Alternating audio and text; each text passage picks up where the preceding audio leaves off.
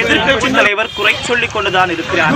நாங்கள் மக்கள் பணியாற்றிக் கொண்டிருக்கிறோம் என தெற்கு தொகுதி சட்டமன்ற உறுப்பினர் சரவணன் தெரிவித்துள்ளார்.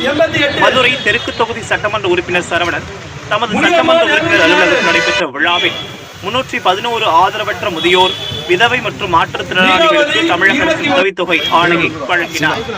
பின்னர் செய்தியாளர்களிடம் பேசிய அவர், இதுவரை மதுரை தெற்கு சட்டமன்ற தொகுதியில் 5124 பேருக்கு உதவித்தொகை வழங்கப்பட்டுள்ளதாகவும், தமிழக முதல்வர் ஆணைக்கிணங்க தமது தொகுதியில் மக்களுக்கு தேவைப்படக்கூடிய அனைத்து நலத்திட்டங்களும் செய்துள்ளதாகவும், குடிநீர் தட்டுப்பாடு இல்லாமல் கிடைத்திருவதாகவும், தொடர்ந்து 2 ஆண்டுகளில் 5 முறை மாரியம்மன் தெப்பக்குளம் நீர் நிறைந்திருப்பதாகவும், தமது தொகுதியில் இருக்கக்கூடிய ஆதரவற்ற விதவை மற்றும் முதியோர்கள் மற்றும் மாற்றுத்திறனாளிகளுக்கு அரசின் உதவித்தொகையை தொடர்ந்து பெற்று வழங்கி வருவதாகவும் தெரிவித்தார்.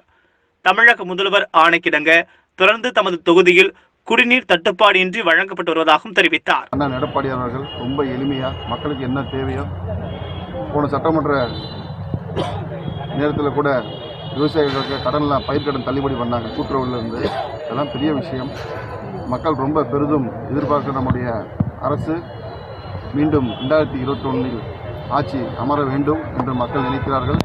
கண்டிப்பாக 234 தொகுதிகளில் அண்ணன் எடப்பாடியாருடைய முத்திரை பதிப்போம். அதன் வழியில் தான் இன்றைக்கி முதியோர் பென்ஷன், ஓய்வூதியம், முதல்வருடைய வழியில் ஏழை மக்கள், இந்த மாதிரி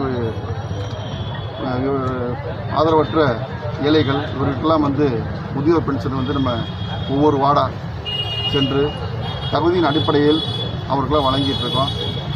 அவங்க தேவை என்னென்னு அறிந்து, கணவரால் கைவிடப்பட்டவர்கள், விதவைகள், இவங்களாம் யாருன்னு பார்த்து உண்மையிலேயே அவங்க சிரமத்தில் இருக்காங்களா அப்படின்னு அரசு அதிகாரி மூலமாக ஆய்வு செய்து இன்றைக்கி மட்டும் நாங்கள் 311 பேர் கொடுக்குறோம்.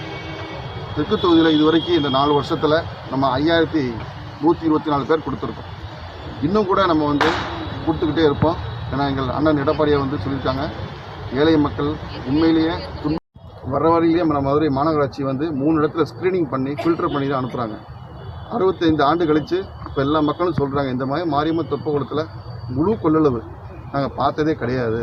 கிட்டத்தட்ட இந்த 2 வருஷத்தில் 5 முறை தண்ணீர் நிரம்பி இருக்கிறது. இதனால் நீர்நிலை நம்முடைய போர் வாட்டர் எல்லாமே அதிகப்படியாக இருக்குது.